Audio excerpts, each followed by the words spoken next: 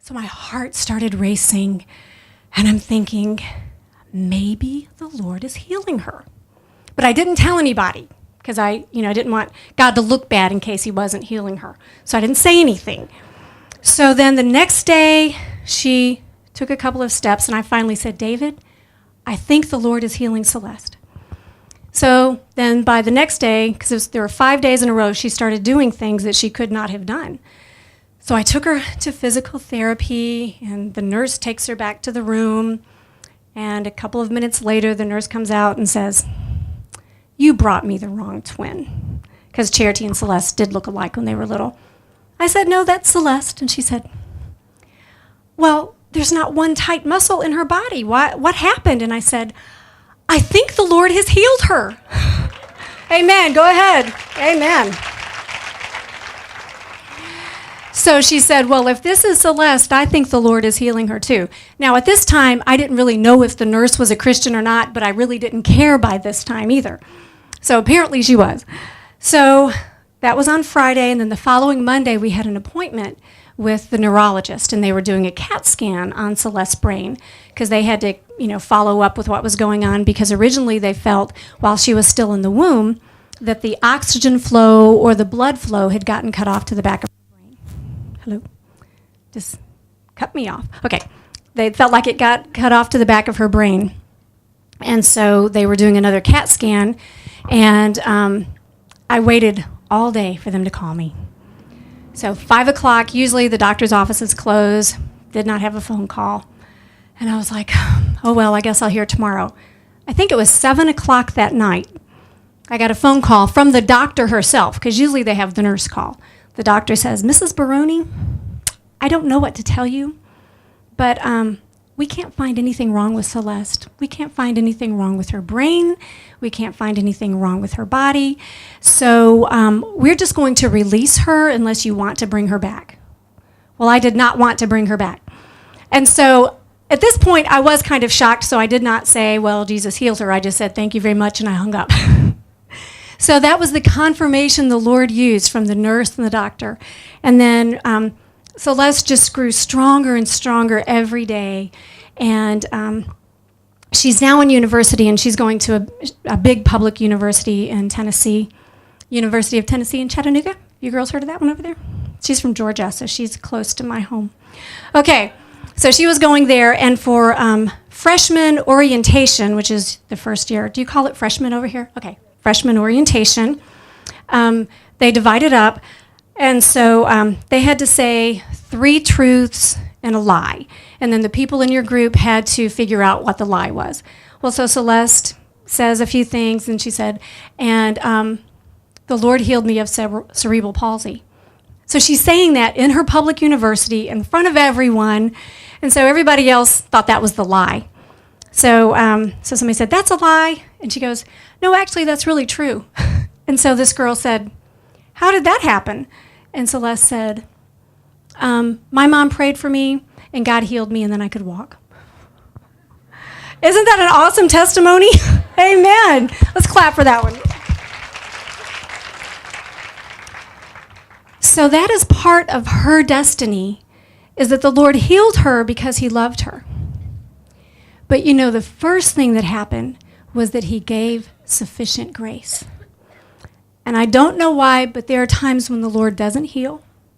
There are times when precious people die that we have prayed and prayed for. My dad died last January. And he was a man who did not grow up going to church.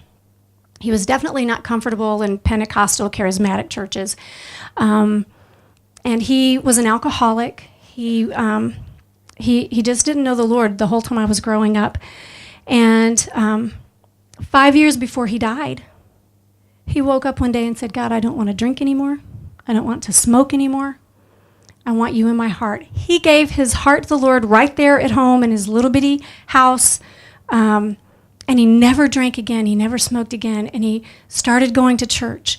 Well, he came to live with us the last few months of his life because he was getting treatment at the hospital there, because we have a really good hospital in Nashville. And he lives still in that little bitty town in Alabama that I was telling you about. And And so he came and lived with us, and it was such redemption. It was restoration. All the times that this little girl never got to sit in her dad's lap or never hear, I love you, or you're special.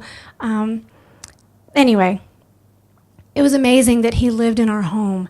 And we would go to church, and he would go up front every Sunday and ask for the Lord to heal him.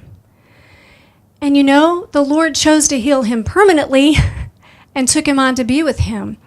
But it was just so beautiful in how the Lord used that. So sometimes the grace is the grace to walk through the trial. And sometimes there's healing and deliverance. And I personally prefer the healing and the deliverance part, but I would not trade that experience with my dad for anything. And he got to come home the last 2 days of his life. And right before he died, my sister and I got to bless him. And we did, the Lord bless you and keep you. The Lord make his face shine upon you and be gracious unto you. The Lord lift up his countenance upon you and give you peace. And he tried to open his eyes. He was trying to respond. And so when my dad took his last breath, I was holding one hand, and my sister was holding the other. That's complete redemption for us. So the grace is what I want to focus on, even though the healing is wonderful. And I'm grateful. I am grateful that Celeste was healed. And so living in the area we live in, sports is very popular. So all of our girls played softball, basketball, lacrosse. They danced. They were gymnasts for 3 years. They were state competitive gymnasts in Tennessee. And so Celeste was the silver medalist for the whole state. Isn't that awesome? And her biggest event was the uneven bars. Now, if you know anything about gymnastics, the uneven bars, you jump up there and you hold on and you swing around and around and you let go and you get to the other bar, and you have to have total ab control and spine control. You cannot do that without spine control.